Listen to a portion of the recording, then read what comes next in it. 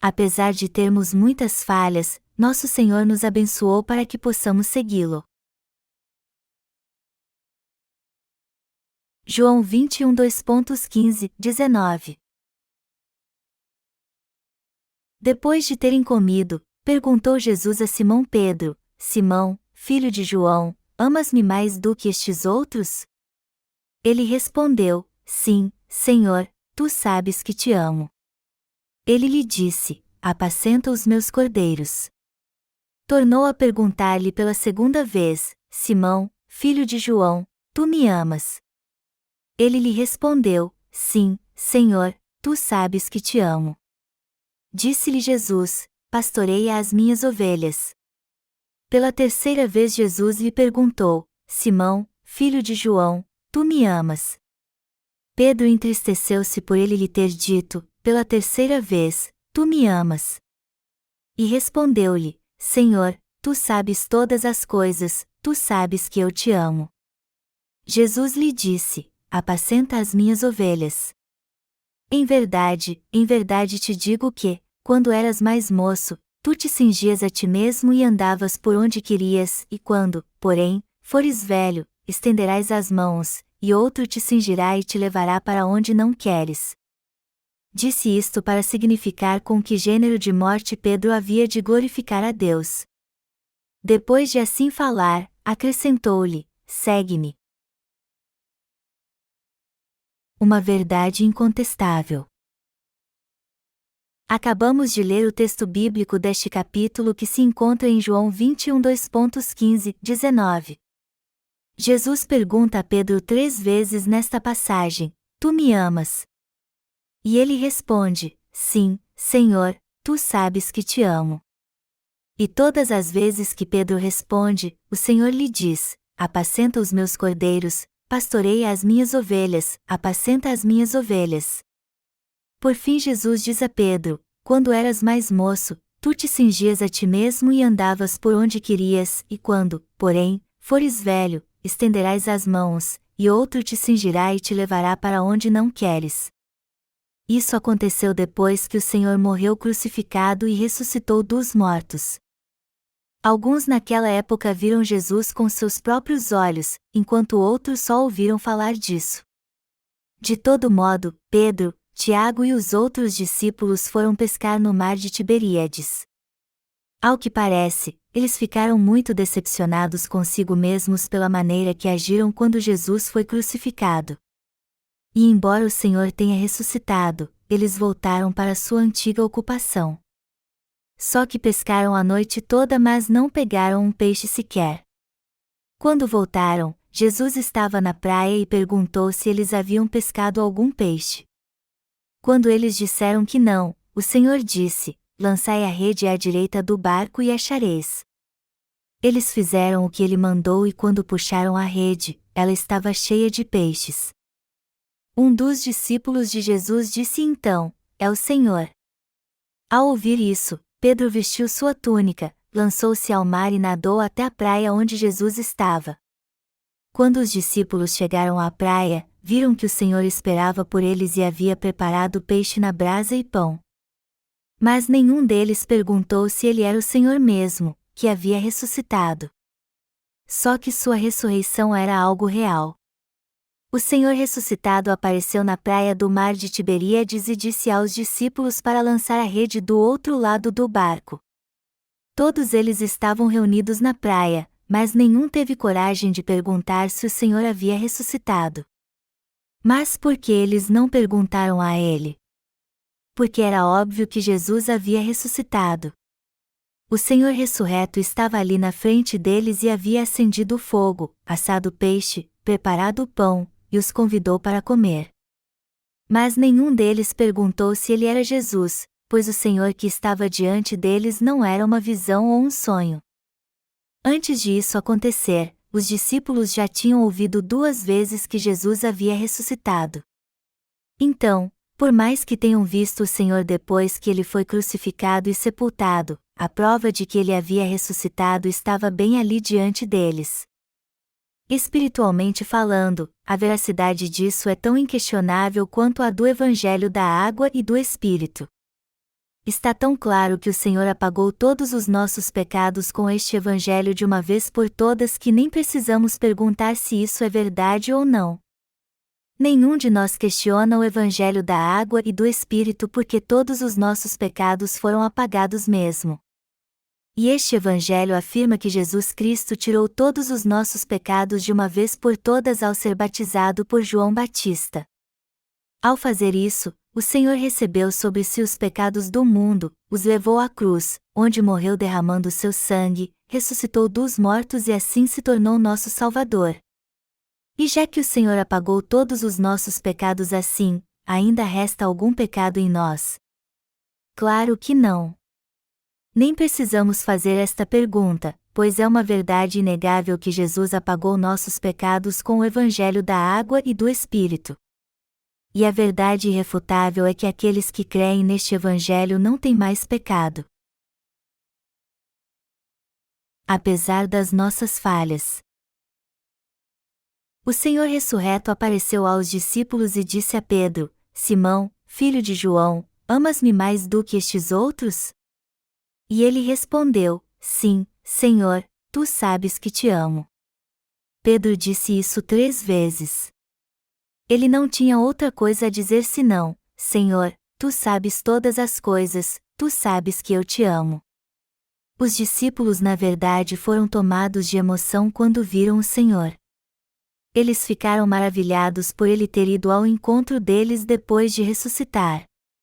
Quando Jesus foi preso pelos soldados romanos no jardim do Getsêmani, Pedro o seguiu até a corte de Pilatos. E foi ali que ele o negou 3 vezes. E ele não o negou apenas uma vez, mas 3 vezes. E na terceira vez ele o fez com tanta raiva que o galo cantou. Naquele momento, Jesus estava sendo interrogado, mas virou-se para Pedro, e quando seus olhos se encontraram, ele deixou o lugar rapidamente. Pedro se lembrou do que o Senhor lhe havia dito, que ele o negaria 3 vezes antes de o galo cantar, então se prostrou e chorou amargamente. Jesus nunca cometeu nenhum pecado, mas foi interrogado na corte de Pilatos. E depois de receber 40 açoites menos um, seu corpo ficou todo ferido e coberto de sangue. Então colocaram uma coroa de espinhos na sua cabeça, cuspiram nele, o esbofetearam e pregaram uma placa na cruz que dizia em hebraico, grego e latim: Este é o Rei dos Judeus. O mestre de Pedro, seu Deus e Salvador, em quem ele havia confiado e seguido, estava coberto de sangue. Mas ele o negou 3 vezes. Pedro ouviu seu último suspiro na cruz, mas quando foi à sua sepultura, Jesus não estava mais lá. Ele então ficou muito triste, porque embora o Senhor tenha ressuscitado, ele estava com vergonha de encontrá-lo. Jesus tirou todos os pecados do mundo ao ser batizado para salvar toda a humanidade. E levando sobre si estes pecados, ele foi crucificado e sofreu todo tipo de insulto, atos de crueldade, e acabou morrendo. Ele derramou todo o sangue do seu coração quando morreu, foi sepultado, ressuscitou dos mortos, e assim salvou toda a humanidade, inclusive Pedro. Enquanto o Senhor sofria para nos dar a salvação, Pedro e os outros discípulos fugiram e acabaram voltando para sua antiga ocupação, a pesca. Mas quando viram o Senhor ficaram tão atonitos que não conseguiram dizer nada. Jesus apareceu a eles na praia do mar de Tiberíades e lhes chamou para tomar o café da manhã. Ele preparou peixe e pão e os convidou a comer. Amas-me mais do que estes outros? Jesus perguntou a Pedro: Simão, filho de João, amas-me mais do que estes outros? E ele respondeu: Sim, Senhor, tu sabes que te amo. Jesus lhe fez esta mesma pergunta a Pedro 3 vezes e ele deu a mesma resposta: Sim, Senhor, tu sabes que te amo. E nas 3 ocasiões o Senhor lhe disse: Apacenta os meus cordeiros, pastoreia as minhas ovelhas e apacenta os meus cordeiros. Todos nós temos seguido a justiça do Senhor, mas temos que perguntar a nós mesmos se estamos seguindo-o fielmente para fazer sua vontade. Assim como Pedro tinha muitas falhas, nós também temos. Até os crentes no Evangelho da Água e do Espírito podem se sentir fracos e encontrar dificuldades para seguir o Senhor por causa das suas falhas. Por isso que o autor da Epístola aos Hebreus diz: desembaraçando-nos de todo o peso e do pecado que tenazmente nos assedia, corramos, com perseverança, a carreira que nos está proposta, olhando firmemente para o autor e consumador da fé, Jesus. Hebreus 12, 1, 2. Por mais que tenhamos crido no Evangelho da Água e do Espírito e recebido a remissão de pecados há 15, 20 ou 30 anos, às vezes ficamos envergonhados de seguir o Senhor. Assim como Pedro e seus irmãos foram pescar no mar de Tiberíades, às vezes falhamos com o Senhor e nos sentimos envergonhados demais para segui-lo. Melhor dizendo, apesar de crermos no Senhor, às vezes cedemos às nossas fraquezas. Muitas vezes erramos, embora nossa fé cresça com o passar do tempo. O apóstolo Paulo disse que por isso, não desanimamos e pelo contrário, mesmo que o nosso homem exterior se corrompa, contudo, o nosso homem interior se renova de dia em dia. 2 Coríntios 4:16. Nossa fé precisa crescer para que sirvamos a justiça de Deus cada vez melhor. Só que muitas vezes buscamos os desejos da carne. Temos que levar uma vida de fé com santidade e retidão porque juramos seguir o Senhor quando conhecemos o Evangelho da Água e do Espírito. Só que não fazemos isso. Apesar de confiarmos no Senhor de todo o coração e o seguirmos fielmente, nem sempre conseguimos fazer isso. Às vezes seguimos os líderes da igreja por interesses carnais, preocupados com o que eles vão pensar de nós, e não pela fé. Cedemos às fraquezas da carne e acabamos fazendo o que Pedro fez. Estas coisas podem acontecer conosco quando seguimos o Senhor. Apesar de amarmos Jesus, às vezes nos sentimos mal e nos questionamos se estamos mesmo seguindo a Ele. Sabemos que devemos buscar o Senhor, o Evangelho da Água e do Espírito e ter uma vida de retidão, pois isso é o certo a fazer. No entanto, ficamos envergonhados quando olhamos para nós mesmos. Nosso vigor espiritual enfraquece com o passar do tempo e nos tornamos pessoas fúteis. Por fora sabemos como proceder na Igreja de Deus para agradar a todos e não ofender ninguém. Sabemos como todos os departamentos da Igreja funcionam, como agir, o que devemos fazer, e até como conseguir a ajuda dos nossos líderes. Contudo, por mais que procuremos seguir o Senhor, acabamos perdendo o vigor espiritual e deixamos de ser quem realmente somos por causa das nossas fraquezas. Podemos ver isso quando paramos e olhamos para nós mesmos. O Senhor conhece nossa personalidade e nossas fraquezas. Também conhece nossos pontos fracos e nossos pecados. Ele sabe que pecamos devido à nossa fraqueza mesmo depois de recebermos a remissão de pecados. Mas apesar de tudo isso, ainda assim ele foi ao encontro de Pedro e os outros discípulos, perguntou a Pedro se ele o amava ou não, e lhe disse para alimentar, cuidar e apacentar suas ovelhas. Quando Jesus mandou Pedro apacentar suas ovelhas, ele estava dizendo que ele deveria cuidar delas. Isso quer dizer que o Senhor confiou suas ovelhas a ele. Do mesmo modo, Jesus levantou líderes na Igreja de Deus e confiou a eles a tarefa de pregar o Evangelho da Água e do Espírito em todo o mundo com seus parceiros. O Senhor fez isso porque sabe tudo sobre nós. Apesar de sermos fracos como Pedro, é o Senhor que nos leva a segui-lo. Podemos seguir o Senhor apesar das nossas fraquezas porque cremos no Evangelho da Água e do Espírito. A água na Bíblia se refere ao fato de Jesus ter tirado todos os pecados do mundo quando foi batizado por João Batista. Cremos que ele tirou mesmo todos estes pecados ao ser batizado. Além disso, cremos que o Senhor morreu crucificado, ressuscitou dos mortos e assim nos salvou. Cremos no Evangelho da Água e do Espírito que o Senhor cumpriu. O Espírito Santo é Deus. Jesus também é Deus, assim como seu Pai. E o Senhor tirou todos os pecados do mundo ao ser batizado por João Batista quando veio a esta terra num corpo carnal. Por isso que ele morreu crucificado levando todos os pecados do homem. Mas depois ressuscitou dos mortos e nos salvou. Cremos na verdade do Evangelho da Água e do Espírito. Mas só porque cremos nisso, isso significa que conseguiremos sempre seguir o Senhor fielmente? Não, se depender de nós mesmos, nunca conseguiremos seguir o Senhor assim. Mas já que Ele nos salvou de um modo perfeito, podemos segui-lo apesar das nossas falhas. Apesar de termos muitas falhas, ainda assim podemos seguir o Senhor, pois Ele nos salvou tirando nossos pecados ao ser batizado por João Batista, morrendo na cruz e ressuscitando dos mortos. Podemos seguir o Senhor porque foi assim que Ele se tornou nosso Salvador. Já que Jesus veio pelo Evangelho da Água e do Espírito e nos tornou sem pecado, agora podemos seguir sua justiça. Caso contrário, seria impossível o seguirmos. Mas como o Senhor tirou todos os nossos pecados ao ser batizado por João Batista, foi condenado por eles, morreu na cruz e nos deu uma nova vida ao ressuscitar dos mortos, agora podemos segui-lo.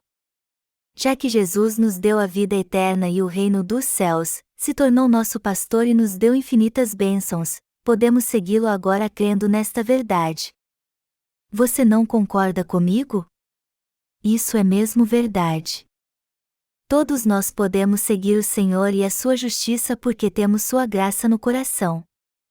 Também porque Ele apagou todos os nossos pecados de uma vez com o Evangelho da Água e do Espírito e nos tornou seus filhos sem pecado.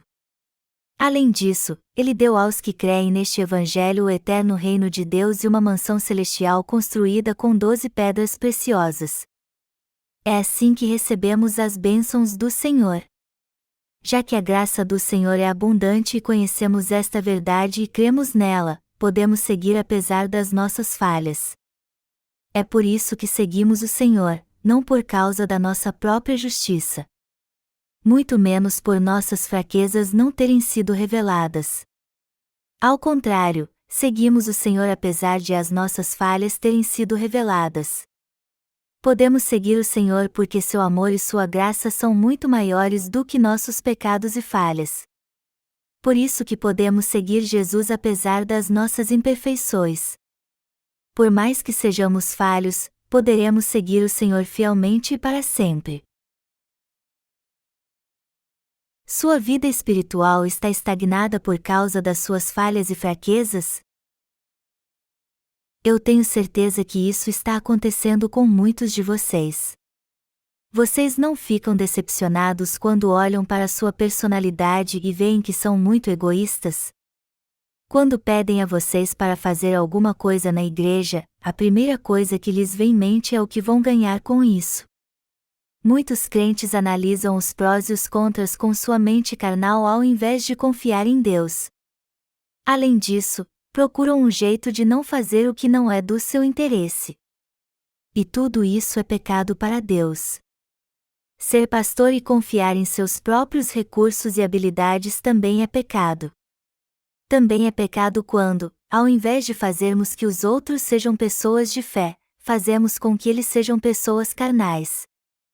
Nós não temos muitas falhas mesmo levando uma vida de fé neste mundo? Mesmo assim seguimos a justiça do Senhor. E fazemos isso porque o amamos e Ele é o nosso Salvador. Eu tenho falado muito sobre a justiça de Deus. O Senhor nos leva a seguir sua justiça por nos ter dado uma nova vida, a vida eterna. Além disso, Ele nos abençoou para que entremos no reino dos céus e ali vivamos para sempre. Seguimos o Senhor porque Ele nos deu muitas bênçãos e por crermos nele. Se colocarmos nossos pecados, nossas falhas e o amor de Jesus numa balança e pesar tudo, nada se compara aos dons que Ele nos deu. Mas isso não significa que estamos livres para pecar, mas que devemos viver segundo a vontade do Senhor. Já que Ele nos amou e nos deu tantas bênçãos, não podemos deixar de seguir sua justiça. Mas e você? Você acha que pode seguir o Senhor ou ainda está inseguro? Você não pode orar ao Senhor mesmo tendo muitas falhas? Claro que pode. Por mais que você seja imperfeito, o Senhor não lhe responde sempre que você ora? É claro que sim. Podemos então viver como instrumento da justiça ou não? Todos nós podemos viver assim e renovar nossa vida como o sol que brilha toda manhã. Esta é a vida que está destinada aos justos, a vida abençoada que Deus nos deu. Podemos seguir a justiça do Senhor porque, apesar de termos muitas falhas, Ele não tem nenhuma. Jesus nos ama mais do que o amamos.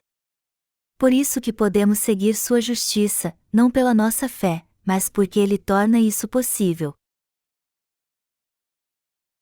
O Senhor nos levantou como obreiros de Deus. Jesus disse a Pedro: quando eras mais moço, tu te cingias a ti mesmo e andavas por onde querias, e quando, porém, fores velho, estenderás as mãos, e outro te cingirá e te levará para onde não queres. João 21h18. Isso significa que o Senhor levantou Pedro como líder da igreja, o cabeça da igreja primitiva. Ele também levantou seus parceiros como obreiros de Deus e suas ovelhas para servir ao Evangelho. E Ele fez o mesmo conosco hoje. Você deve estar pensando que é muito falho para fazer a obra de Deus, pois é apenas um leigo, mas isso não importa. Há muitos louvores em nosso inário compostos pelo nosso irmão Minvô. E eu o considero um leigo. Eu nunca passei muito tempo com o irmão Minvô ou conversei muito com ele, eu só o vi algumas vezes na igreja. Mas quando vejo as letras dos hinos que ele compôs, eu posso ver o quanto ele é espiritual. Eu tenho um grande respeito por este irmão e não olho apenas para sua aparência. Eu sei quem compôs cada um dos nossos hinos. E embora não diga a vocês o que penso, eu sei que tudo isso é obra de Deus. Eu quero ser parceiro do irmão Minvô e trabalhar com ele. E não somente com ele, mas com todos vocês. Todos nós somos obreiros de Deus e seus ministros. Este negócio de que alguns de nós são pastores e outros são leigos não existe. Cada um de nós é um obreiro de Deus. Somos todos seus ministros e pastores. Vocês não concordam comigo? Só a tarefa que foi confiada a cada um de nós que é diferente, pois somos obreiros de Deus. Amados irmãos, o Senhor nos amou tanto que apagou nossos pecados, nos tornou seus filhos e nos deu a vida eterna. Ele também nos deu o reino dos céus e até agora trabalha conosco. Por isso que não nos falta nada para vivermos como obreiros de Deus, amados irmãos. Todos nós somos servos da justiça que podem agradar ao Senhor fazendo sua obra e obedecendo aos seus mandamentos pela fé. É isso o que somos. Não se deixem levar pelas suas fraquezas e não se submetam à vontade de Satanás. O diabo nos ataca explorando nossas fraquezas. Ele tenta nos fazer tropeçar nos mostrando nossas falhas e colocando em dúvida nosso valor. Mas nossa semente é muito diferente da do diabo. As pessoas deste mundo são do diabo, mas nós somos de Deus. Todos nós podemos seguir o Senhor pela fé. E tudo o que temos que fazer é crer no que Ele nos deu e segui-lo. É isso que todo servo da justiça deve fazer.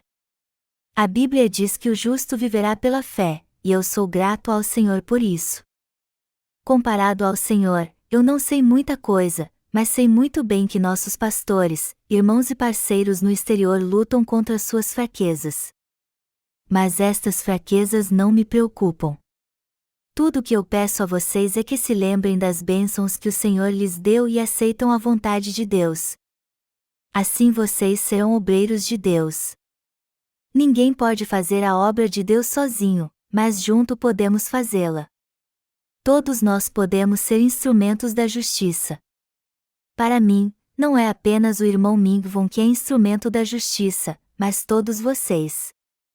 Eu não tenho dúvida de que todos vocês são obreiros fiéis. Não se deixem levar pelas suas fraquezas. O Senhor ficará triste se vocês fizerem isso e disserem a si mesmos que isso é o máximo que podem fazer. Imagine se alguém te desse uma caixa cheia de diamantes brilhantes, mas ainda assim você andasse em trapos. O que iria pensar a pessoa que lhe deu a caixa de diamantes? Ele ficaria envergonhado e diria: isso foi tudo que eu lhe dei? O Senhor se sentirá do mesmo jeito se não reconhecermos o quanto Ele nos deu. Não temos do que nos envergonhar, pois somos servos da justiça. Somos instrumento da justiça. Ainda há tantas bênçãos para recebermos, tantas riquezas materiais e espirituais que não há como descrevê-las em palavras. Sendo assim, todos nós temos que viver pela fé nesta terra como instrumentos da justiça e seguir o Senhor até o dia em que o veremos face a face.